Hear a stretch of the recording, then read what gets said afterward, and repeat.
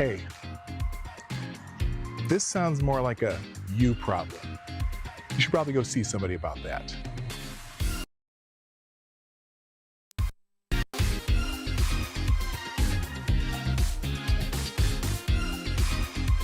He got over $5 million per year from the American taxpayers, being given no bid contracts from Maine Governor Janet Mills, and is building a military in Somalia. He has been funneling money back to Somalia to build a military in Somalia. The guy is running a migrant services agency that builds Maine care, which is what we call Medicaid, about $5 million a year. Oh no, those illegal immigrants aren't getting any Medicare. And then he said he raised money in the U.S. to buy weapons, munitions, and supplies for a paramilitary force he had hoped to lead as the president of Jubaland. Yes, that's a real state in Somalia. And to be clear, in Somalia, he's running to be the warlord of Jubaland. Elections in Jubaland aren't exactly like elections in America. It's whoever has the most guns is able to certify the election. So he needed to buy a paramilitary organization and paramilitary support in order to win the election.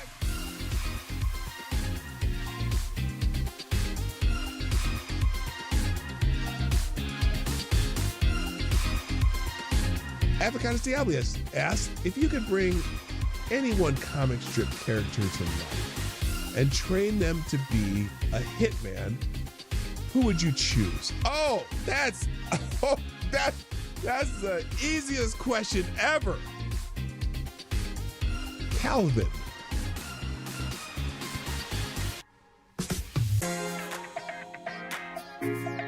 Calvin. Oh, look, Somnambule Nation, you and I are on the same page. Calvin. From Calvin and Hobbes. Yes. And by God, Calvin would be the greatest hitman to ever live. Better than John Wick. I guarantee it. I didn't have to think of it. Stand by. The program will begin soon.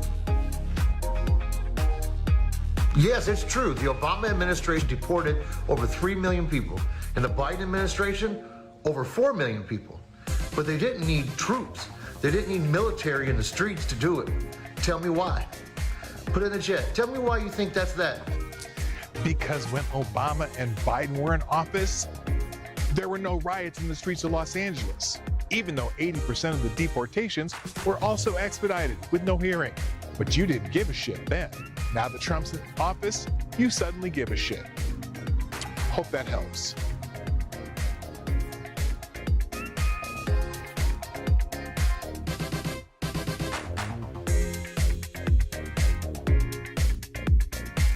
That turkey was amazing. Mostly because I cooked it, because I'm really good at cooking turkey. So one of my tricks new tricks that I do, you know how when you cook a turkey in a pan, even if you got one of those raised pans, it always happens. You cook this turkey and the breast of the turkey get all nice, the top gets all nice and brown, and then you go to cut the underside and the thighs and legs are like all white underneath and not even done.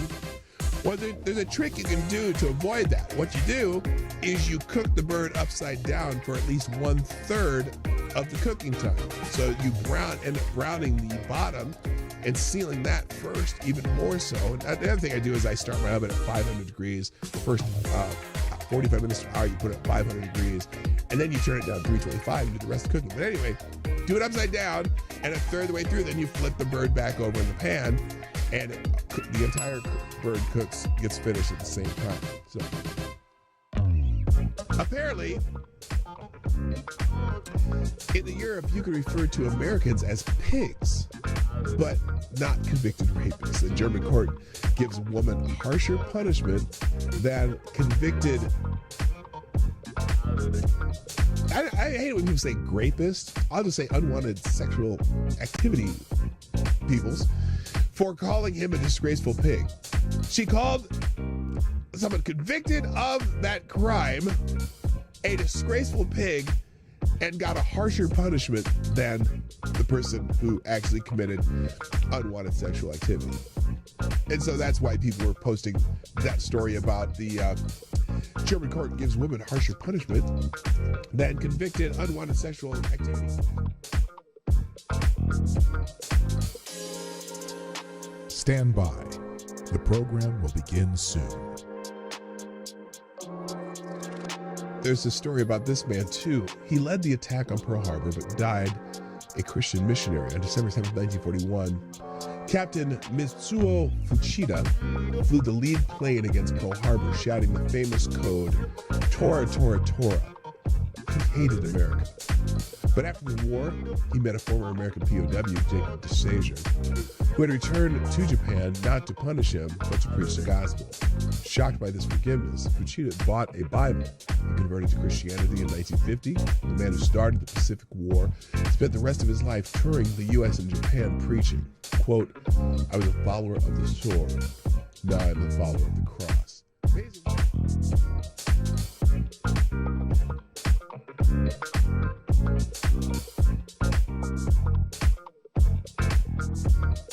Nearly 5 years after pipe bombs were discovered outside the headquarters of the Democratic National Committee and the Republican National Committee in Washington, D.C., a suspect has been arrested in the case. On Thursday, federal agents arrested Brian Cole Jr., 30 of Woodbridge, Virginia, and he was charged with transportation of explosive devices, blah, blah, blah, blah, blah.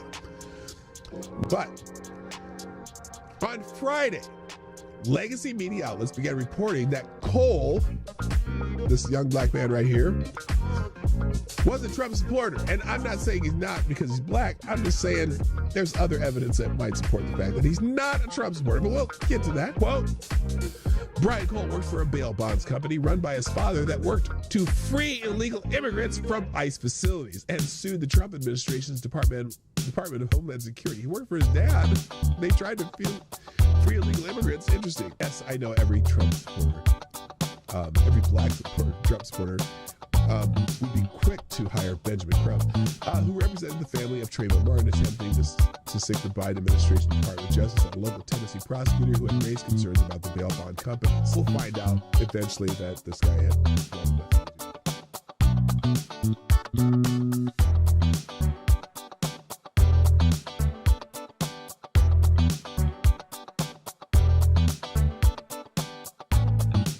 Additionally, if you open this up to ice fishing, while on the surface it sounds good, then what happens next year? Does someone come back and say, I want an ice shanty on Hudson Springs Park for X amount of time? And if you then allow ice fishing with shanties, then that leads to another problem. Prostitution. And now you've got the police chief and the police department involved. Just data points to consider.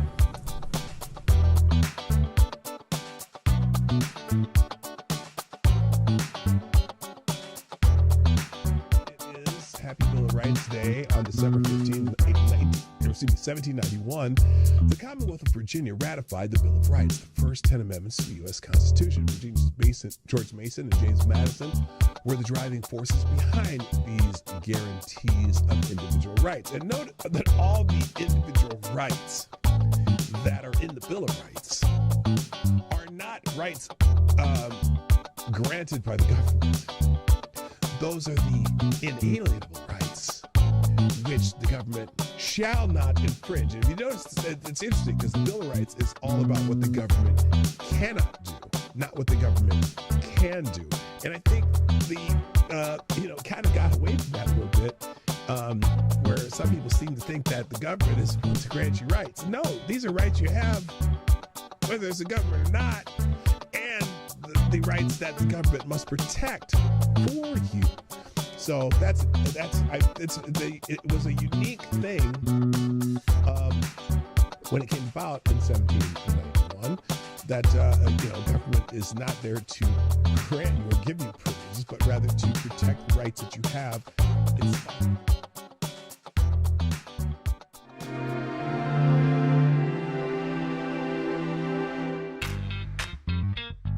Ladies and gentlemen, coming to you live from the Lucky Dog studio in a hidden location somewhere in the upper Midwest of the United States of America, it's a brother making his own way, but with all the wrong opinions.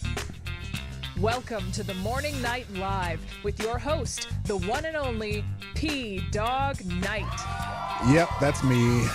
And for the last time this year, happy Monday. Good morning, everybody. Welcome to Morning Night Live. I'm your host, Marty, also known as Dawg Knight on the internet. And welcome back to the Dawg Knight Channel, where this video, this one, has gotten a lot of attention over the weekend. And so we're going to talk about that a little bit. Well, Minnesota, because apparently we're the epicenter of the scandals, and our scandaled governor and scandaled attorney general and our scandaled, communities. And so that's what we're going to talk about today a little bit. It's going to be a short show, obviously, because I'm super late. Surprisingly, we were super busy this morning. Of course, we had a big mishap at work, so it put us behind by about 2.5 hours of our normal Mondays. So I didn't get home earlier than normal. And so this is going to be just one of those shows where I am trying to have some zen and trying to get my brain back on track. So let's just start by saying hi to everybody and get it going, because, I'm late. First in the chat today, Tyler F. gets the bell and the horn. Oh my gosh, all of a sudden, by the way, today's coffee is brought to you by the Camellia. They don't pronounce Camellia. It's Camellia. Anyway, the grill down in New Orleans, where we had a nice breakfast, and they had some of the best cheesy grits I ever had in my life. Good morning also, JB. What's up? Afcast Diablo's in the house.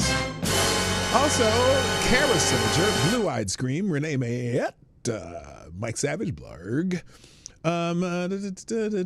Trippy Liberty. What's up, Trip, man? Where you been, my brother? Oh my gosh, good to have you back. Selected Boys in the house. Yeah, also, boy. Good morning too.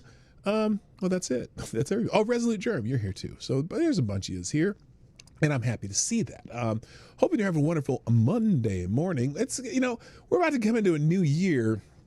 I haven't really thought about, and I'm not necessarily make New Year's resolutions, but I do like to think about, okay, what would I love to see happen in 2026? What do you call it when you're by 200 years plus 50?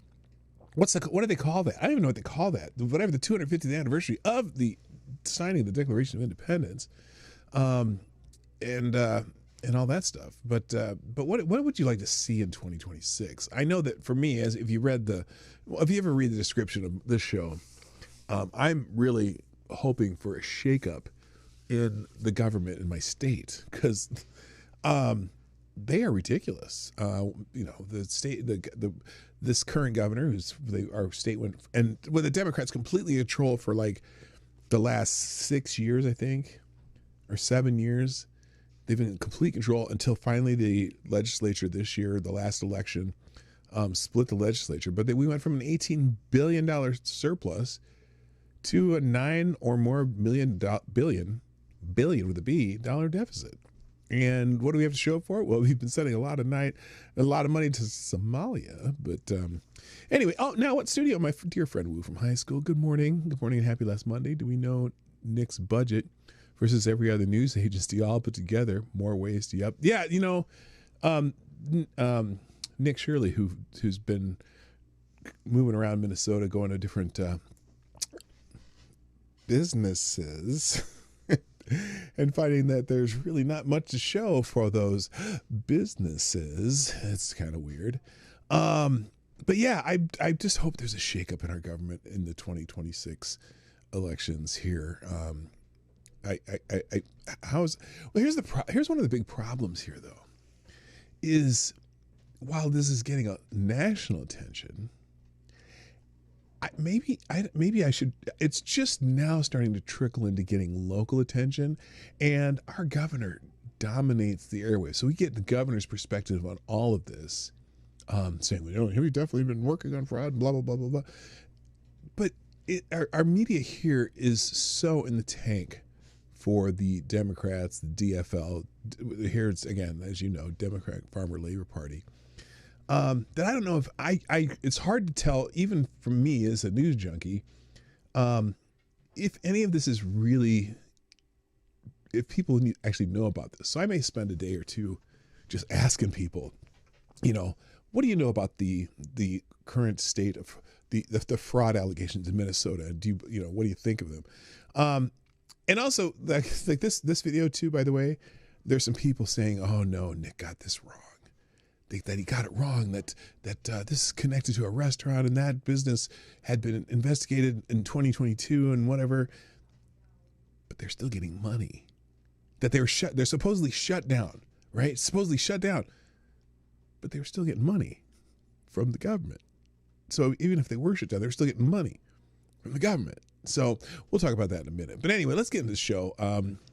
Good morning to Pope Tyrannus III, the Blessed Lich, with the daily message from not the Father, not from the Son, but from the Holy Ghost. Today's message from Pope Tyr is blessing of the Holy Ghost. Today's message is God loves you. He wants you to be happy and healthy. And if man doesn't forgive for your transgressions and failure, God does, and he still wants you. So there you go. Very nice message from the Pope. Thank you, Pope Tyrannus. Appreciate it. All right, let's I don't know why I'm doing the NPR voice today. Maybe just because it's Monday. I don't know. Today's holiday. Well, there was no really holidays, but we did it. It is the last Monday. Oops. It is the last Monday of 2025, and people are celebrating that. So here's a cool picture from this Blanche Floridian. That's an unfortunate play on words. Two sets of fishermen out at first light in the Florida Keys on this beautiful last Monday of 2025. That's a beautiful shot. And look at this shot, the second shot of that sun coming up. I mean, I love sunrises. That's a great shot. Beautiful. Except I'm curious, if it's on the Florida Keys, that means they're looking east for the sunrise. Anyway, so I'm wondering which key they're on. If they're like on Key Largo, the ones that more, or Key Biscayne maybe. Just curious. Anyway, other people, good morning. Last Monday of 2025. This says you are offline. Try interacting with other humans. Yes. So anyway, happy last Monday of 2025. Other holidays. It's pretty light on the holidays. I think, between Christmas and New Year's, I think we back off on all these stupid holidays. But for example, we only have 5 on the list today. There may be more. I saw somewhere it was National Tile Roofers Day, but that's like in jolly old England or some shit like that.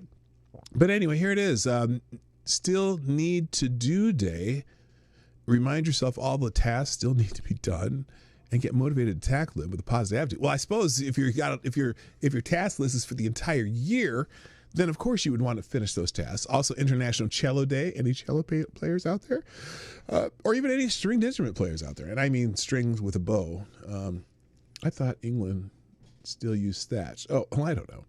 National Pepper Pot Day. I'm not familiar with pepper pots, but someone saying, pepper pot.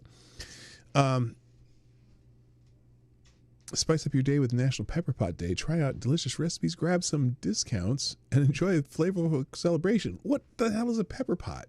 Anybody know? Oh, you play cello, Renee? That's cool. I think that's very cool.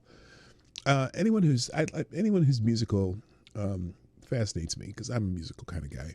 National Paula Day. If your name's Paula. Hey, Paula. I want to marry you. And it's TikTok Day. Not TikTok like the little silly app where people do funky dances and shit. But TikTok as in keeping your clock ticking. If you have a grandfather clock or some clock you have to wind, it'd be a good day to do that. I have no idea who thought of that shit. Now moving on. Celebrity happenings, not a birthday, but over the weekend, the French actress Brigitte Bardot passed away. People are celebrating Brigitte Bardot. Now, my whole thing, I know the name and I know she's a famous actress from France, and apparently she was, this kind of hottie back in the day. And, but I don't know why. In fact, the only reason I know Brigitte Bardot is because when I was a kid, I'd watch Flintstones reruns, and they had one episode where they had Bridget Bardrock or some shit like that. And I'm like, who the hell's that? And they're like, oh, it's Bridget Bardot. And I'm like, well, I don't know who that is. But anyway, she fought the massive immigration of military-age Islamist males bent on destroying France and its culture. She fought for laws supporting the prevention of cruelty to animals. She was inside and out one of the most beautiful human beings ever to live. That's according to James Wood. Rest in peace, Bridget Bardot. But anyway, she's animal activist and anti-immigration, like because of the community that shall not be named. But yeah, she was a lovely young lady, and at one time, and at 91 she has passed and moved on to that great place in the ether. So sad loss for people who know who Bridget Bardot is. And in fact, here's the article from Breitbart. Who's calling me? Hang on a second. I might have to take this. No, I don't. I'll just let it go. All right.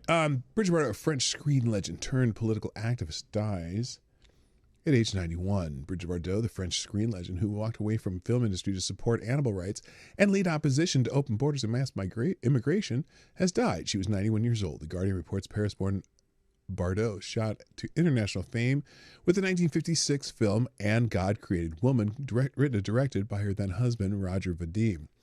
For the next 2 decades, she embodied the idea of the archetypical sex kitten. Oh, yeah. And her work on screen was not to last by personal choice. The Guardian notes that in the early 70s, she announced her retirement from acting and became increasingly actively politically. Bardot's outspoken support of animal rights evolved into comments about ethnic minorities and open support for France's Front National, resulting in a string of convictions for racial hatred. Oh my gosh, I didn't know that. Acknowledged as the symbol of women's liberation, Bardot told Le Figaro in 2015 she was against the Muslim face veil. By the way, did you know that in Denmark, they have banned burqas? That would be 73. Okay, hang on a second. I hear my granddaughter's voice. A 1 behind a 3 would be 13. Okay, we're getting a math lessons from Grandma. And it's kind of cute. Anyway, okay, back to Bridget Bardot. I suppose I should throw the article up here. Acknowledged as a symbol of women's liberation, Bardot told Le Figaro she was doing that. She says, communitarianism takes on too much importance. It is the culmination of 30 years of laxity. I have no idea what she meant.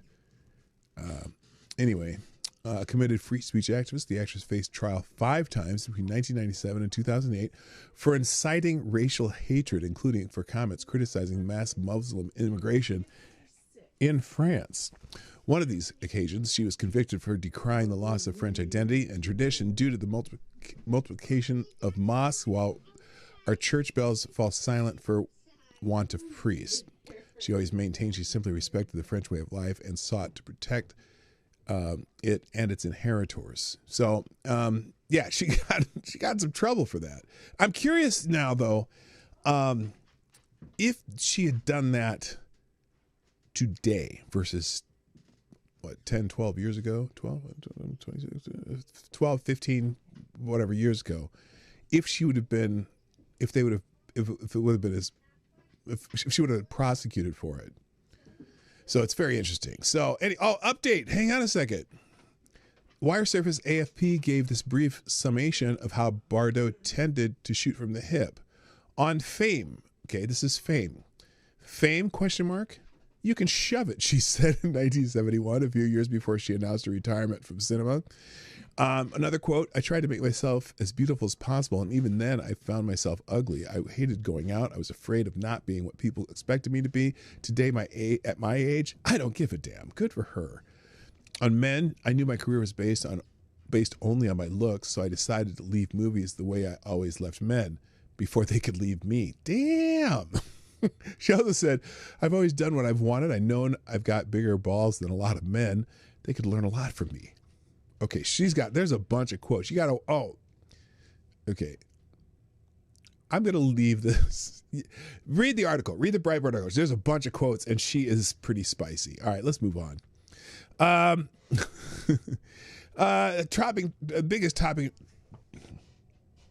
Biggest trending topics on X when I opened up the X news files. The first one was this silliness. Homeowners shocked by $5,155 mortgage. They're paying $5,155 a month, where the money goes mostly to interest and taxes. Well, no shit. First of all, the taxes is not part of your mortgage payment. If you're look, and this is in California. Listen to this. Hello, Chris, with a bunch of numbers behind your name, who says, by the way, welcome, Chris. Nice to have you here. She would be jailed in the EU and UK. The government hates pointing out that Islamification of their countries is turning them into shitholes. True. Very, very well put, and unfortunately, very true. So this lady's whining about her mortgage in California. First of all, she bought a 1,500 square foot home in California for $653,000 with a loan of $522,335. Their first payment broke down to $1,914 towards principal and $3,241 to interest plus escrow for taxes and insurance. The video explanation has people sharing frustrations over front-loaded interest in high-rate mortgages, around 6.18%. Oh my gosh, calling that a high-rate mortgage is hilarious. So when I first got into the mortgage industry, which I left before 2008, we were excited. We were excited when mortgage rates came down to like 7%. And anything under 7%, holy smokes, we were just like, oh my gosh, this is the greatest thing ever, right? And as they got lower and lower and lower over the years, like I think ours is like 2.375% or 2.875%, the one we have now. But it's so funny when you compare what people, like, in the 80s, people were paying 18% interest on their mortgages. So, it's all relative to what, when this person says a high rate mortgage is around 6.125%, that's hilarious to me. But anyway, so alongside divided views on affordability, personal choices, and the need for better financial know-how amid California's tight housing market. Look, California, pissed off Shih Tzu's here. What's up? And Mike has bad knees. Another name. Did you not know what the interest was that was front loaded? That's just the thing. That's how mortgages work. That's how anything with interest rate works. Okay. The interest at the beginning of the loan is going to be most of your payment because that's the beginning of the loan to pay it off. So you're paying interest, and then they make the payment, so you pay some principal. But if you're doing something over 30 years, then you're paying the interest at the beginning, right? That's just how did you not know that it works? It's kind of works that way with student loans. A lot of people complain about student loans. They're doing the same thing. Hello, Alan Thyler, too. Nice to have you here. So, so she pays $5,155 a month. $3,200 of it vanishes into interest and taxes. No, that's the cost of buying something on a loan. Now, I know it's difficult for people to pay cash for a house, but that's the cost of getting a loan to buy a house. Are you entitled to not pay for what you're paying for? You're paying for borrowing the money. This isn't ownership, it's financial suffocation. Well,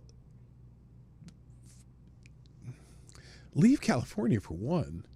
Now, this is interesting too, because this person, it's a 1,500 square foot home, which is not a giant home, right? But it's also, like our first home, I think was 950 square feet on the main level, and then we had a basement that we ended up what do you call it? We ended up finishing our basement, so it almost doubled the square footage. But a lot of people, it's funny because some people complain about mortgage, and it's not just in California, everywhere.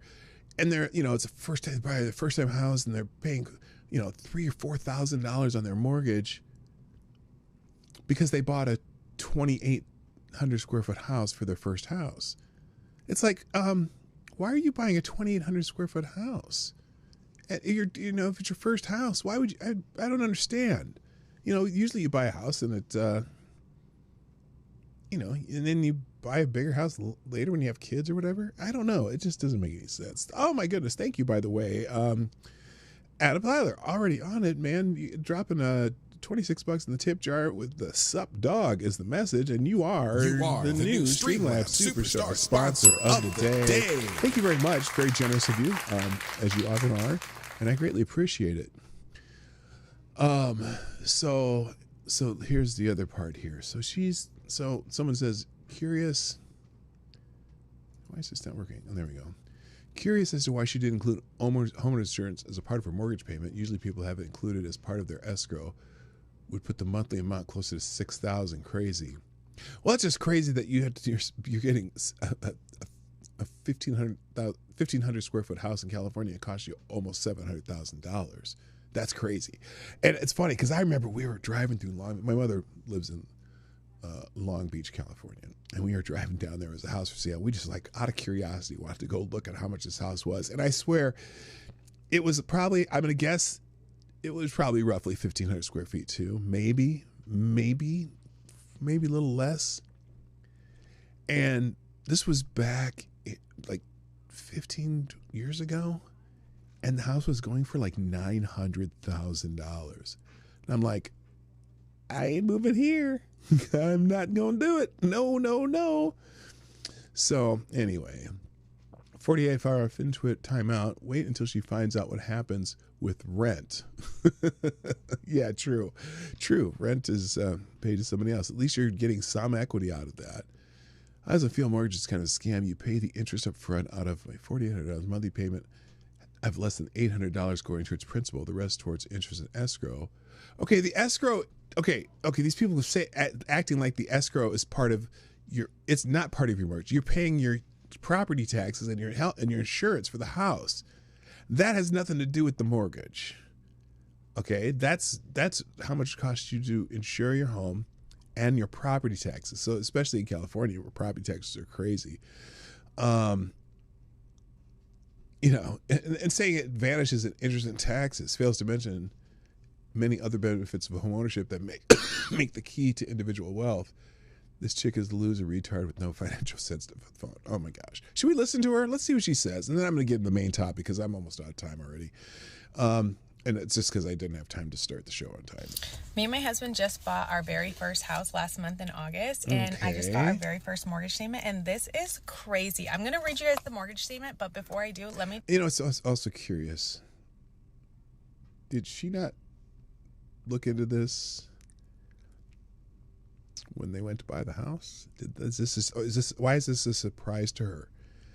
I used to explain this very carefully to people when I was in this business. Now, maybe not every mortgage person does that, but I explained to them, look, this is how you calculate. They calculate the interest on the balance, and you pay that as you go. But anyway. Just preface this by saying we live in Southern California. We don't live in a fancy community. We don't live in like a bad community. We live in a normal house. It is a 3-bedroom, 2-bathroom, small backyard, 1,500 square feet, like a normal house. Nothing crazy. Okay. Nothing to warrant this, okay?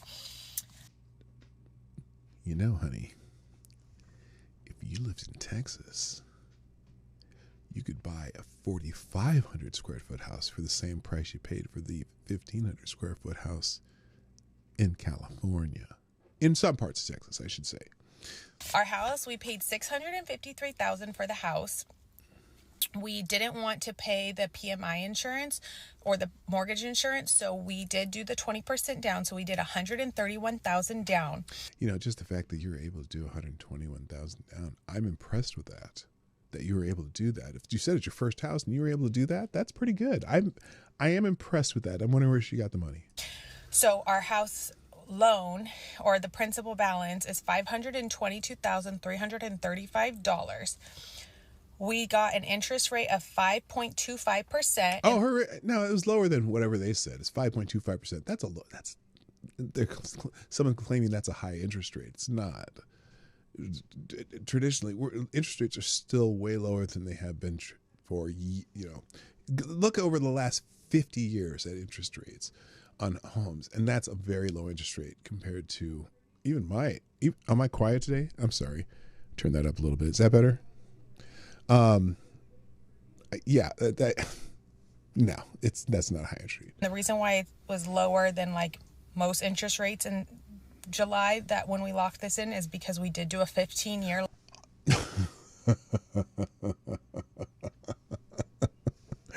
You know, it's funny because they did a 15-year loan. I didn't even catch that part. She's paying more towards her principal than she would if she had gotten a 30-year loan. Now, they could have had a lower payment, but you pay more interest over the time because you're getting it over 30 years instead of 15. But anyway. Loan. Okay, ready? So the principal for our loan is $1,913.71. For this first, just that payment, on the loan is. By the way, each payment you make, that number gets lower each time because you have a lower balance. So the interest that you pay is based on the balance, and your balance does go down. That's why in 7 years, it'll probably be half and half. In 10 years, it'll be mostly principal and less interest because you're paying interest on the balance of the loan. The balance constantly goes down. $2,285.22 a month. And wait, what did she say? Now she does. Maybe I'm going to run this back of what she said because I'm going to guess she said something wrong. $1,913.71. The interest on the loan is $2,285.22 a month. No, it's not. It's that much interest that month only, because the next month it'll be based on the balance that month minus the principal that got applied. So each month the interest gets lower and lower, the principal gets higher and higher. And our no, we don't need 50-year mortgage. It's a special case, unless you're just using it as an investment or hoping that the equity in your house goes up, that the prices go up. Taxes are $955.78 a month for a grand total. $900 a month. Their taxes on $150,000 house is. Or no, $650,000 house. So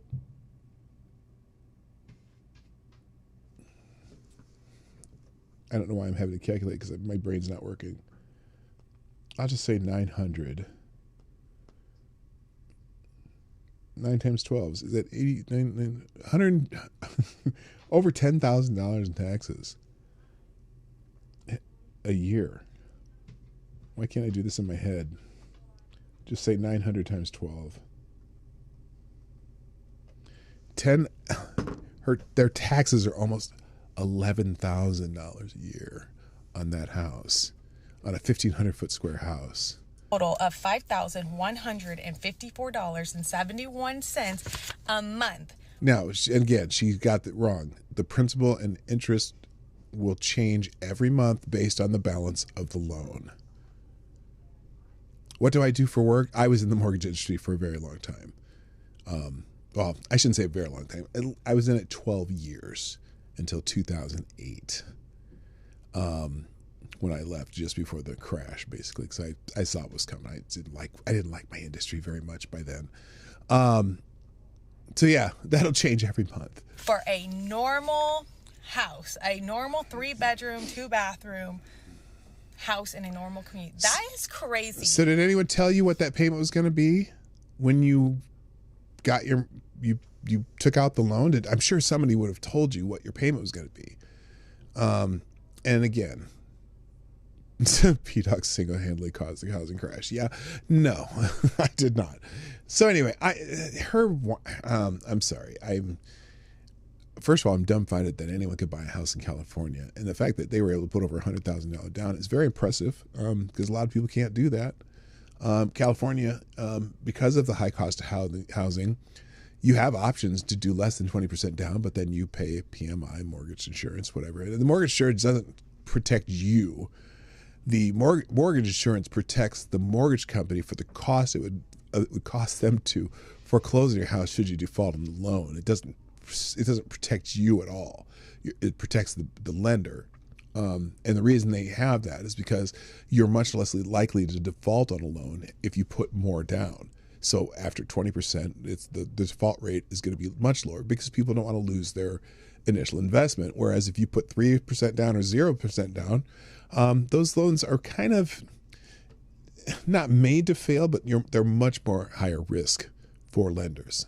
And so the lenders require you to insure that risk with mortgage insurance.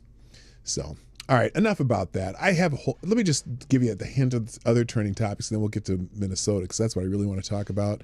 Elon Musk calls Bill Gates a liar. We're having the war of the billionaires here. Musk responded to reports tying Donald Trump's era USAID and PEPFAR cuts to projected fatalities, claiming 200,000 more child deaths in 2025 from Gates' Goalkeepers report.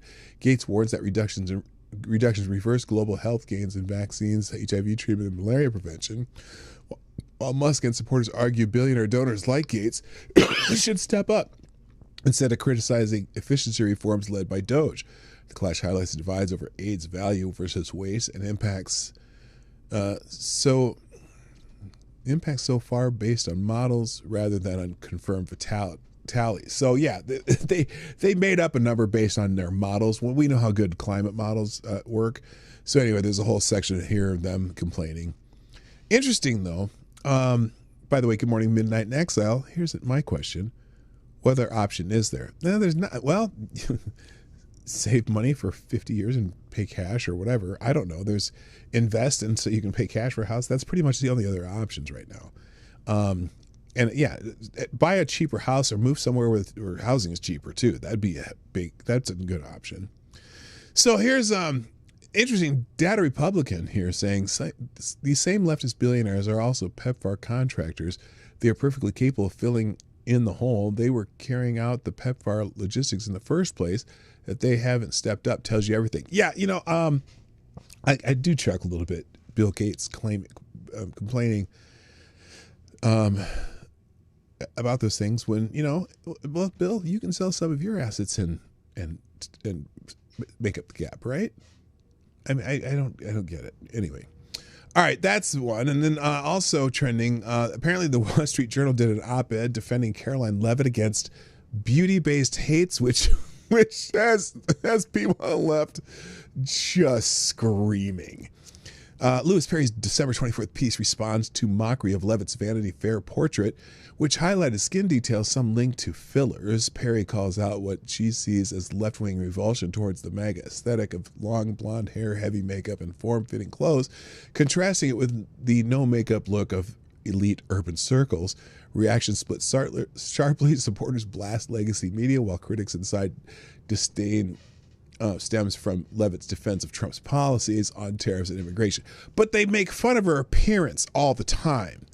And so, if you don't like her policies, then talk about her policies. But they talk about her looks and, she's doing lip filler and this and that. I personally don't give a shit what she looks like. I wouldn't care if she looked like Madeleine Albright, which, of course, who is it would take one for the team in that one? I can't remember who was that. Anyway, so there you go. Stupid shit going on. And then, there's two of these. Maybe I did that. Did I do that twice? Oh, I did. Okay, well, I copied and pasted the wrong thing, so we'll just close the second one. And then just other things that were hinted. Putin and Zelensky were trending because apparently we're getting closer to a deal on the Russian Ukraine war. But all the people, all the leftists are saying that Trump is Putin's bitch and praising Zelensky, while Zelensky has rejected a Donbass troop withdrawal despite the peace support. So, yeah, we'll see what happens with that. I don't know. Let's talk about Minnesota, though. Over the weekend, Nick, what's his name? Nick Shirley. This video is blown up about him going to one of these schools. He had a 42-minute video going around Minnesota, Minneapolis, and in the Somali community, going to childcare centers, going to healthcare centers, places like that. We talked a little bit about on Friday, right? And finding that basically these places that supposedly were businesses had nothing there. Just basically, there were fronts, they had doors, they had signs, but nothing happening inside of them. And one of the places, the first one they show that gets the most prominent look is the one I have in the thumbnail here. Okay, this Learing Center. They had spelled learning wrong, and a lot of people are knocking Nick because apparently there is some evidence that it was investigated or inspected at one point, and supposedly been shut down, but they were still getting money. So even people complaining that, well, they did shut it down. They found the fraud. But for some reason, they were still getting money in 2025. Go figure. So anyway, Governor Walz is obviously very upset that the spotlight's shining on him, and people are saying, you know, it's under your watch, you should go away, which I wouldn't be bad about that. But anyway, here's in the New York Post, Minnesota Governor Tim Walz desperately defends himself from Somali fraud allegations uncovered in a damning viral video. So, and we'll just go through this article real quick. Minnesota Governor Tim Walz pushed back against the ever-growing fraud allegations levied against him and the disastrous aftermath of the viral video in which an independent journalist cracked open a crucial part of the alleged Somali aid scheme. A spokesperson for Walz, a Democrat who frequently provokes Trump's ire, addressed a bombshell video posted by conservative YouTuber Nick Shirley. Quote, this is a quote from the governor's spokesman. The governor has worked for years to crack down on fraud and asked the state legislature for more authority to take aggressive action. Again, I almost laughed. He has strengthened oversight, which including launching investigations into these specific facilities, one of which was already closed, this spokesman told Fox News. So, and then there's the whole video is in this article, but obviously we're not going to play that today. So the spokesman added that Walz has hired an outside firm to audit payments to high-risk programs, shut down the Housing Stabilization Services Program entirely, announced new statewide program integrity director, and supported criminal prosecutions. Yeah, kind of. I mean, this is all, now that we've found out about it, he's doing a lot of stuff about it. In the 43-minute video published on Friday, Shirley and a Minnesotan named David travel around Minneapolis, visiting multiple child care and learning sites allegedly owned by Somali immigrants. Many were either shuttered entirely, despite signage indicating they were open, or helmed by staff who refused to participate in the video, which, you know, they don't have to do that.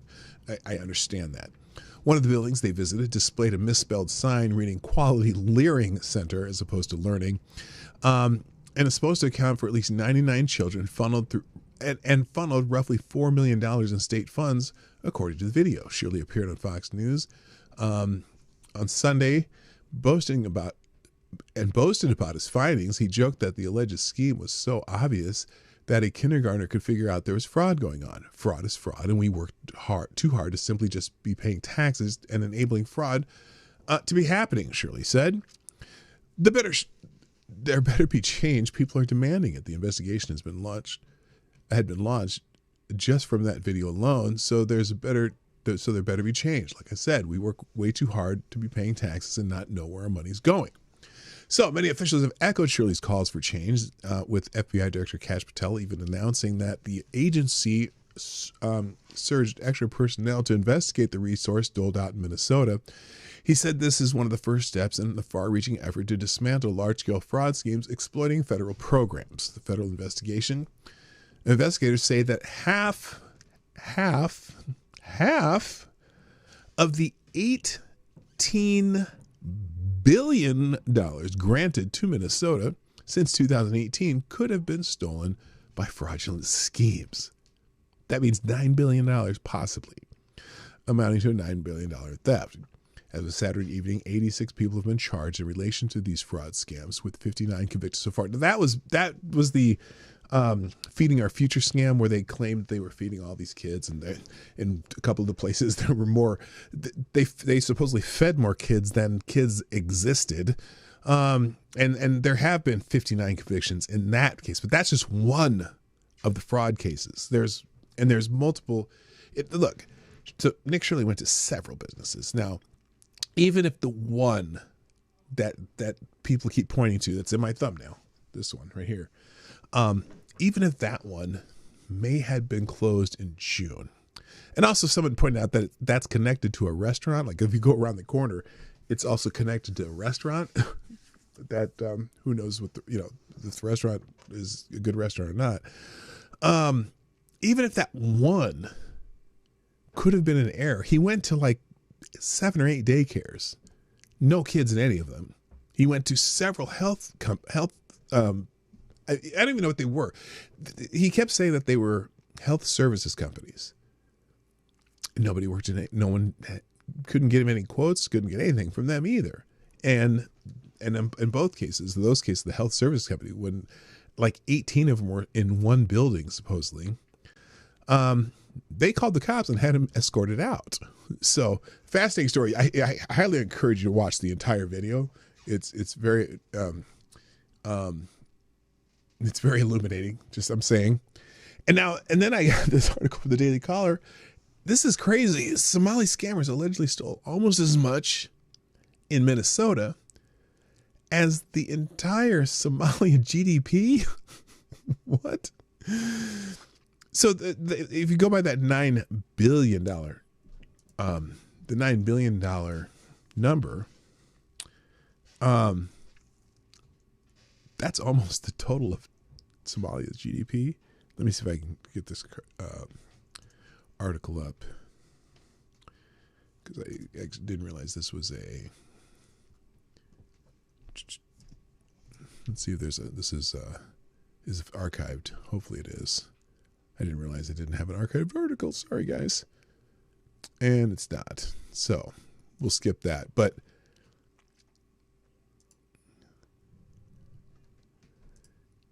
that's almost the equivalent of the GDP of Somalia is $9 billion. So here in this in the legal insurrection also has news on this. Where are the children? Minnesota daycare fraud caught on video. 99 children paid $1.9 million this year in CCAP funding. Where are the children? Were they kidnapped? Did they run away? This is the state of Minnesota. Minnesota's fraud problem is no longer theoretical or buried in audit reports. It's happening openly in real buildings during normal business hours, with millions of taxpayer dollars flowing to providers that appear unwilling or unable to explain what they actually do.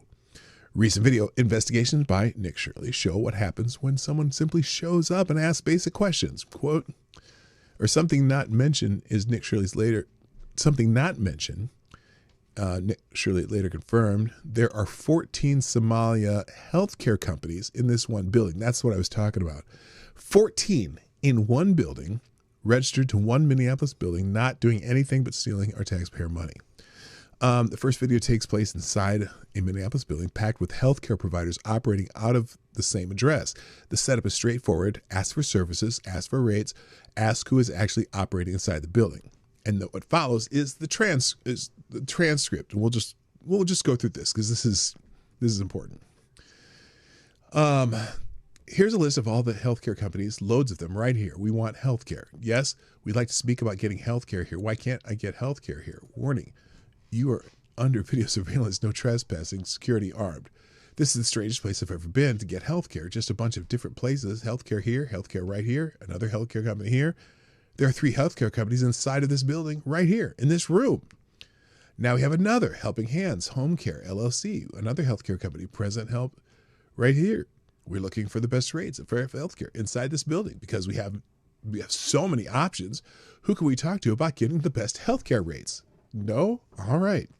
Anyway, you get the point. They didn't find any healthcare in this building.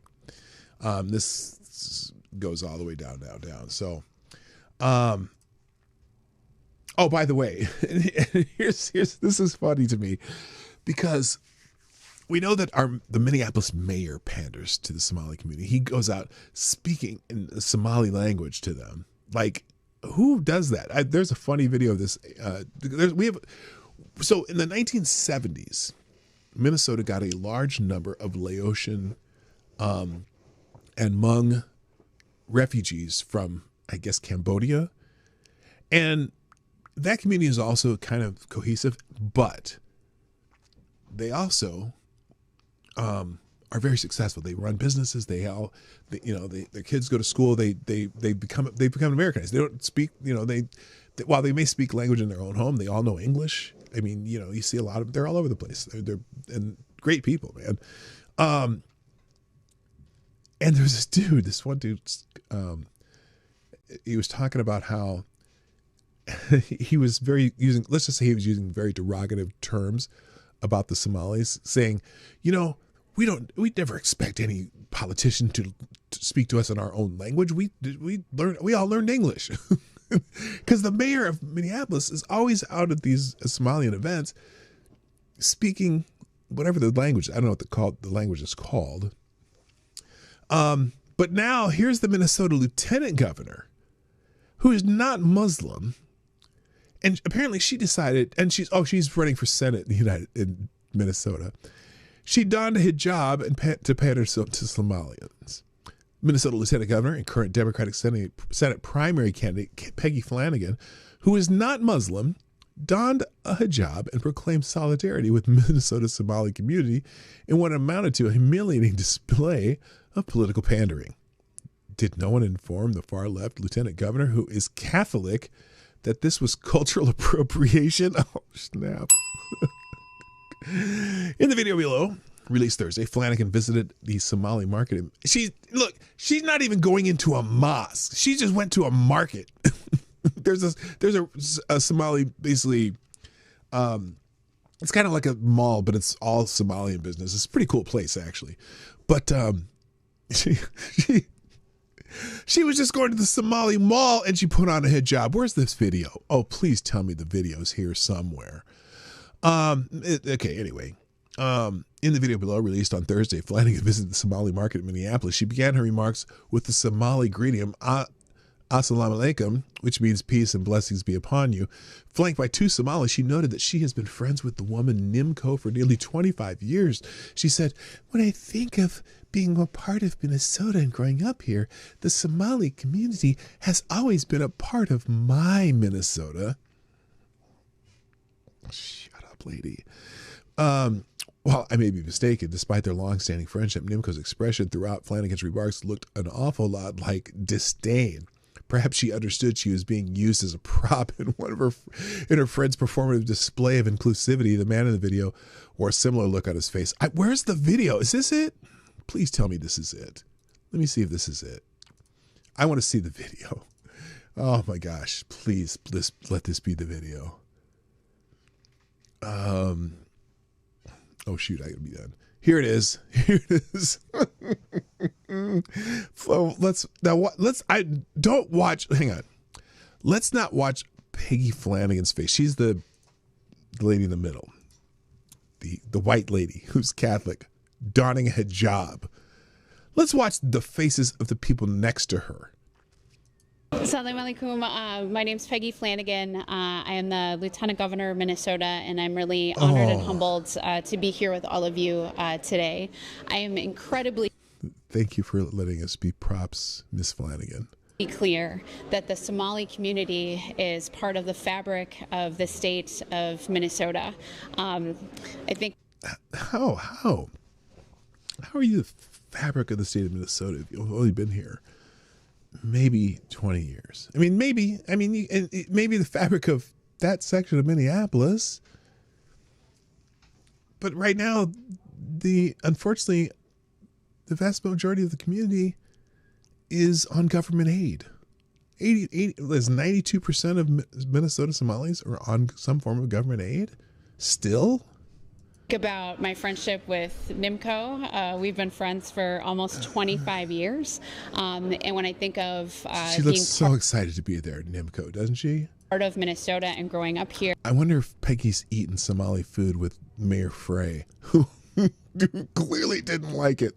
The Somali community has always been a part of my Minnesota. So I want to just encourage the community to know that we're with you. We've got your back. I am here shopping today, and just encourage other folks to show up, support our Somali businesses, support our immigrant neighbors. And I know that things are scary right now.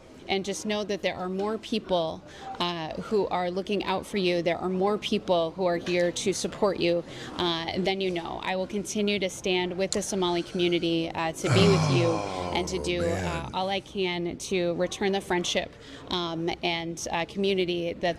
Wait, what? I stopped watching because I was like microwaving store-bought food. Is that what they're doing? People who are here to. Well, they probably got it from the food pantries, because a lot of them take.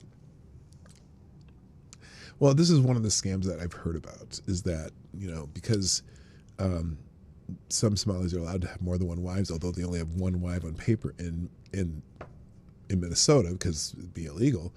That means the wives that aren't listed can get more food stamps, EBT.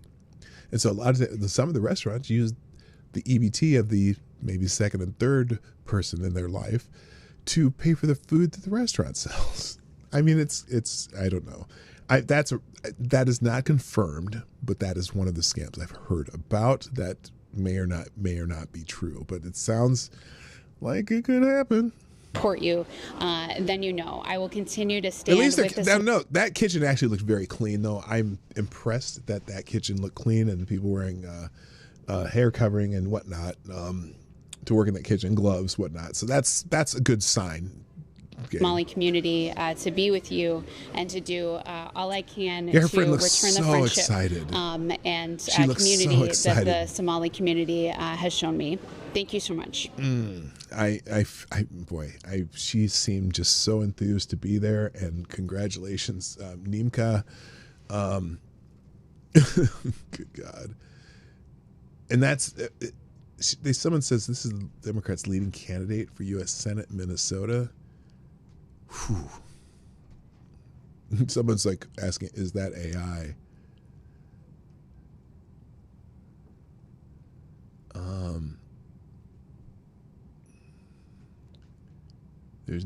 There's a never-ending supply of white liberals willing to play the fool.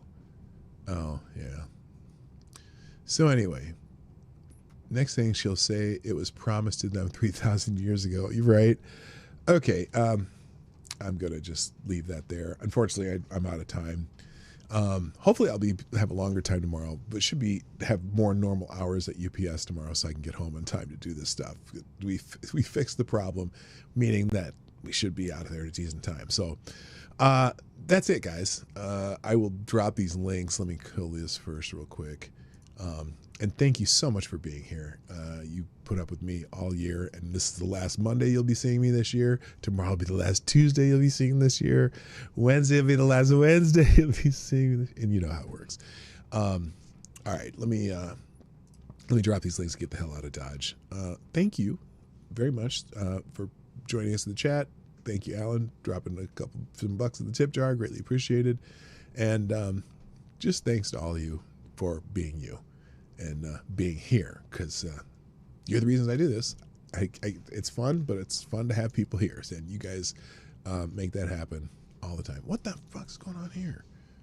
Sorry, guys. Oh, there it is. Okay, let me drop that and share the page. There we go. All righty then. Here are the links. And that's it. Y'all have a great day. My name is Dawg Knight, and I am out of here. Bye-bye.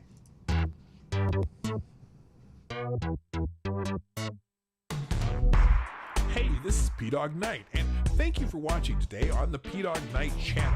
If you have an observation or remark you'd like to make about this video or my channel, I absolutely welcome you to write it in the comment section down below. I really look forward to hearing from you. And before you go, if you like what you saw but you're not already subscribed, please make sure you hit the subscribe button and definitely click that bell that pops up afterward so you'll be notified when I post new videos or when we go live. I broadcast my live show, The Morning Night Live, Monday through Friday at 10 a.m. Eastern, 9 o'clock Central. A special thank you to all supporters of this channel who share our videos on social media and who make donations through the Streamlabs link, which is also in the description down below. Thanks again, and until next time, I'm Dawg Knight, and I'm out of here.